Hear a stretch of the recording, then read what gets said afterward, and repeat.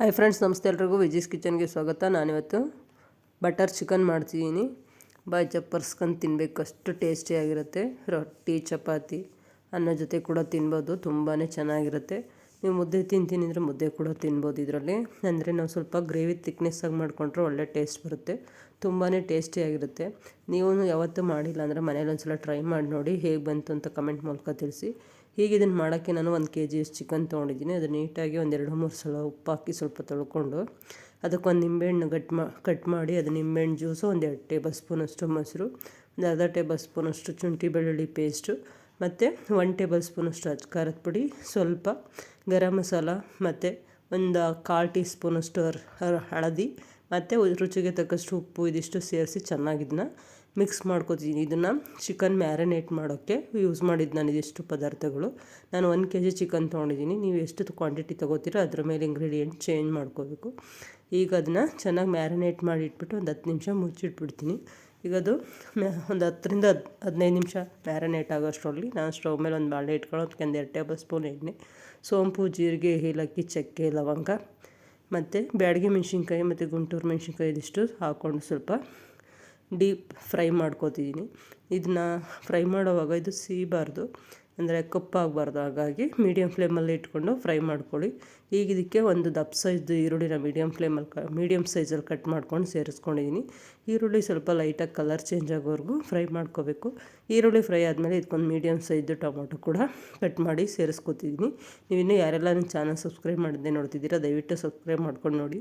ವಿಡಿಯೋಗೊಂದು like ಕೊಡಿ, ನಿಮ್ಮ ಫ್ರೆಂಡ್ಸ್ಗೆಲ್ಲ ಶೇರ್ ಮಾಡಿ. ಹೊಸ ಈಜಿ ರೆಸಿಪೀಸ್ಗಾಗಿ ವಿಜೀಸ್ ಕಿಚನ್ ಸಬ್ಸ್ಕ್ರೈಬ್ ಮಾಡ್ಕೊಂಡು ಫಾಲೋ ಮಾಡೋದನ್ನು ಮರಿಬೇಡಿ. ಈಗ ನೋಡಿ, ಇದಕ್ಕೆ ಒಂದು 8-10 ಗೋಡಂಬಿ ಸೇರಿಸ್ಕೊತಾ ಇದ್ದೀನಿ. ಗೋಡಂಬಿ ಹಾಕ್ಕೊಳ್ಳೋದ್ರಿಂದ ಕ್ರೀಮಿ ಸ್ಟ್ರಕ್ಚರು ಚೆನ್ನಾಗಿ ಬರುತ್ತೆ, ತುಂಬಾ ಟೇಸ್ಟಿಯಾಗಿರುತ್ತೆ. ಈಗ 2 ಹಸಿರು ಮೆಣಸಿನ್ಕಾಯಿ ಕೂಡ ಕಟ್ ಮಾಡಿ ಸೇರಿಸ್ಕೊಂಡಿದ್ದೀನಿ. ಇದಕ್ಕೆ ಟೊಮೊಟೊ ಎಲ್ಲ ಸ್ವಲ್ಪ ಮೆತ್ತಗಾಗೋವರೆಗೂ ಮೀಡಿಯಮ್ ಫ್ಲೇಮಲ್ಲಿ ಇಟ್ಕೊಂಡು ಇದನ್ನ ಫ್ರೈ ಮಾಡ್ಕೋಬೇಕು. ಈಗ ಆಲ್ಮೋಸ್ಟ್ ಇದು ಆಯ್ತಾ ಬಂತು. ಲಾಸ್ಟಲ್ಲಿ 1 ಟೇಬಲ್ ಸ್ಪೂನಷ್ಟು ಕೊತ್ತಂಬರಿ ಸೊಪ್ಪು ಸೇರಿಸ್ಕೊಂಡು ಒಂದು 2 ನಿಮಿಷ ಬಾಡಿಸಿ ಆಫ್ ಮಾಡಿ ತಣ್ಣಗಾದ್ಮೇಲೆ ಮಿಕ್ಸಿ ಜಾರ್ಗೆ ಹಾಕ್ಕೊಂಡು ಇದನ್ನ ನುಣ್ಣಗೆ ರುಬ್ಕೊಬೇಕು. ಅಂದರೆ ತುಂಬ ನೈಸಾಗಿ ಇದನ್ನ ರುಬ್ಕೋಬೇಕು. ಇದಕ್ಕೆ ಯಾವುದೇ ತೆಂಗಿನಕಾಯಿ ಆಗಲಿ ಬೆಳ್ಳುಳ್ಳಿ ಆಗಲಿ ಯೂಸ್ ಮಾಡ್ತಾಯಿಲ್ಲ. ತುಂಬಾ ಟೇಸ್ಟಿಯಾಗಿರುತ್ತೆ. ಈಗ ಅದೇ ಬಾಣಲಿಗೆ ಒಂದು ಅರ್ಧ ಟೇಬಲ್ ಸ್ಪೂನಷ್ಟು ಬಟರ್ ಮತ್ತು 1 ಟೇಬಲ್ ಸ್ಪೂನಷ್ಟು ಎಣ್ಣೆ ಸೇರಿಸ್ಕೊಂಡು ಬಟರ್ ಸ್ವಲ್ಪ ಕರಗಿದ್ಮೇಲೆ, ಅಂದರೆ ಈ ಹೀಟ್ಗೆ ಕರಗಿದ್ಮೇಲೆ ನಾನು ಚಿಕನ್ ಏನು ಮ್ಯಾರಿನೇಟ್ ಮಾಡಿ ಇಟ್ಕೊಂಡಿದ್ನಲ್ಲ ಅದನ್ನು ಇದಕ್ಕೆ ಹಾಕೋತಿದ್ದೀನಿ. ಫುಲ್ ಹಾಕ್ಕೊಂಡು ಒಂದು 10 ನಿಮಿಷ ಇದನ್ನ ಮೀಡಿಯಮ್ ಫ್ಲೇಮಲ್ಲಿ ಫ್ರೈ ಮಾಡ್ಕೋಬೇಕು. ಅಂದರೆ ಆಲ್ಮೋಸ್ಟು 3/4 ಭಾಗ ಚಿಕನ್ನು ಹೀಗೆ ಬೆಣ್ಣೆ ಮತ್ತು ಎಣ್ಣೆಲೆ ಫ್ರೈ ಆಗಬೇಕು. ಆ ಥರ ಇದನ್ನು ರೆಡಿ ಮಾಡ್ಕೋತಿದ್ದೀನಿ. ಈಗ ನೋಡಿ, ಚಿಕನ್ ಎಲ್ಲ ಇದಕ್ಕೆ ಹಾಕ್ಕೊಂಡಾಗಿದೆ. ಚೆನ್ನಾಗಿ ಮಿಕ್ಸ್ ಮಾಡ್ತಾಯಿದ್ದೀನಿ. ಒಂದು 5 ನಿಮಿಷ ಮೀಡಿಯಮ್ ಫ್ಲೇಮಲ್ಲಿ ಪ್ಲೇಟ್ ಮುಚ್ಚಿಟ್ರೆ ಆಲ್ಮೋಸ್ಟ್ 3/4 ಭಾಗದಷ್ಟು ಬಾಯ್ಲ್ಡ್ ಆಗುತ್ತೆ. ಆ ಥರ ಮಾಡ್ಕೋಬೇಕು. ನೋಡಿ, ಕಲರ್ ಕೂಡ ಚೇಂಜ್ ಆಗಿದೆ. ನೀವು ನೋಡಿದ್ರೆ ಗೊತ್ತಾಗ್ತದೆ ಆಲ್ಮೋಸ್ಟ್ ಚಿಕನ್ನು ಬೆಂದಿದೆ 3/4 ಭಾಗದಷ್ಟು. ಈಗ ಇದು ರೆಡಿಯಾಗಿದೆ. ಇದನ್ನು ಒಂದು ಪ್ಲೇಟ್ಗೆ ತೆಗೆದಿಟ್ಕೊಂಡು ನೋಡಿ, ಈ ಥರ ಒಂದು ಪ್ಲೇಟ್ಗೆ ಎತ್ತಿಟ್ಕೊಂಡ್ಬಿಡ್ತೀನಿ. ತುಂಬಾ ಟೇಸ್ಟಿಯಾಗಿರುತ್ತೆ. ನೀವೊಂದು ಸಲ ಮನೇಲಿ ಮಾಡಿ ನೋಡಿ. ಈಗ ಅದೇ ಬಾಣಲೆಗೆ ಇನ್ನೊಂದು ಅರ್ಧ ಟೇಬಲ್ ಸ್ಪೂನಷ್ಟು ಬಟರ್ ಸೇರಿಸ್ಕೊಂಡು ನಾನು ಏನು ರುಬ್ಕೊಂಡಿದ್ದೆ ಫ್ರೈ ಮಾಡಿಕೊಂಡು ಆ ಮಸಾಲಾನ ಇದಕ್ಕೆ ಸೇರಿಸ್ಕೊಂಡು ಒಂದು 2 ನಿಮಿಷ ಕುದಿಸ್ಕೋಬೇಕು. ಅಂದರೆ ಆಲ್ಮೋಸ್ಟು ಮೀಡಿಯಮ್ ಫ್ಲೇಮಲ್ಲಿ ಇಟ್ಕೊಂಡು ಕುದಿಸ್ಕೊಂಡು ಇದಕ್ಕೊಂದು 1/2 ಟೇಬಲ್ ಸ್ಪೂನಷ್ಟು ಅಚ್ಚ ಖಾರದ ಪುಡಿ ಸೇರಿಸ್ಕೊತಿದ್ದೀನಿ. ಯಾಕೆಂದರೆ ಸ್ವಲ್ಪ ಕಲರ್ ಬರಲಿ ಅಂತ ಸೇರಿಸ್ಕೊಂಡು ಈಗ ಇದಕ್ಕೆ ಫ್ರೈ ಮಾಡಿ ಎತ್ತಿಟ್ಕೊಂಡಿರೋಂಥ ಚಿಕನ್ನ ಸೇರಿಸ್ಕೊಂಡು ಚೆನ್ನಾಗಿ ಮಿಕ್ಸ್ ಮಾಡ್ಕೋತೀನಿ. ಚೆನ್ನಾಗಿ ಮಿಕ್ಸ್ ಮಾಡಿಕೊಂಡು ಒಂದು 5 ನಿಮಿಷ ಮೀಡಿಯಮ್ ಫ್ಲೇಮಲ್ಲಿ ಇಟ್ಟು ಕೈ ತಿರುಗಿಸ್ಕೊಂಡು ಬೇಯಿಸ್ಕೊಂಡ್ರೆ ಬಟರ್ ಚಿಕನ್ ರೆಡಿ ಆಗುತ್ತೆ. ತುಂಬಾ ಟೇಸ್ಟಿಯಾಗಂತೂ ಬಂದಿತ್ತು. ಇನ್ನೂ ಸ್ವಲ್ಪ ತಿನ್ನಬೇಕು ಅನ್ನೋ ಥರ ತುಂಬಾ ಚೆನ್ನಾಗಿ ಬಂದಿತ್ತು. ತುಂಬ ಅಂದರೆ ತುಂಬಾ ಟೇಸ್ಟಿಯಾಗಿರುತ್ತೆ. ನೀವು ಒಂದು ಸಲ ಮನೇಲಿ ಮಾಡಿ ಹೇಗೆ ಬಂತು ಅಂತ ಕಮೆಂಟ್ ಮೂಲಕ ತಿಳಿಸಿ. ಚಪಾತಿ, ರೊಟ್ಟಿ, ಅನ್ನದ ಜೊತೆಗೆ, ನಾರ್ತ್ ಇಂಡಿಯನ್ ರೊಟ್ಟಿ ಜೊತೆಗೆ ಎಲ್ಲದ್ರ ಜೊತೆಗೂ ಚೆನ್ನಾಗಿರುತ್ತೆ. ನೀವು ಸ್ವಲ್ಪ ಒಂಚೂರು ಗ್ರೇವಿ ಥರ ಇನ್ನೊಂಚೂರು ಇದ್ರ ಥರ ಮಾಡಿಕೊಂಡ್ರೆ ಮುದ್ದೆ ಕೂಡ ತಿನ್ಬೋದು. ತುಂಬಾ ಟೇಸ್ಟಿಯಾಗಿರುತ್ತೆ.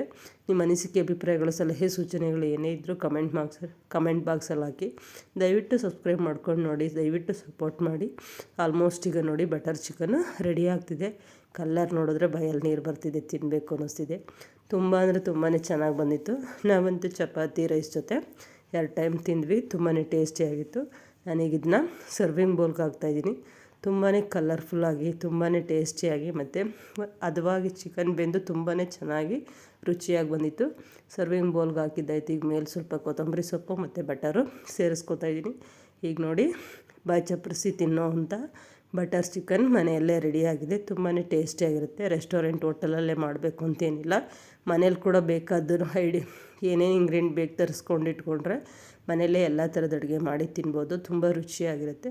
ನಾನು ಇದನ್ನು ಚಪಾತಿ ಜೊತೆ ಸರ್ವ್ ಮಾಡಿಕೊಂಡೆ ಒನ್ ಟೈಮ್ ರೈಸ್ ಜೊತೆ ತಿಂದೆ. ತುಂಬ ಚೆನ್ನಾಗಿತ್ತು. ನೀವು ಒಂದು ಸಲ ಮಾಡಿ ಮನೇಲಿ ಹೇಗೆ ಬಂತು ಟೇಸ್ಟು, ರುಚಿ ಚೆನ್ನಾಗಿ ಬಂತ ಅಂತ ಕಮೆಂಟ್ ಮೂಲಕ ತಿಳಿಸಿ. ತುಂಬಾ ರುಚಿಯಾಗಿತ್ತು. ಈ ವಿಡಿಯೋ ನೋಡಿದ್ದಕ್ಕಾಗಿ ನಿಮ್ಮೆಲ್ಲರಿಗೂ ಧನ್ಯವಾದಗಳು ಫ್ರೆಂಡ್ಸ್.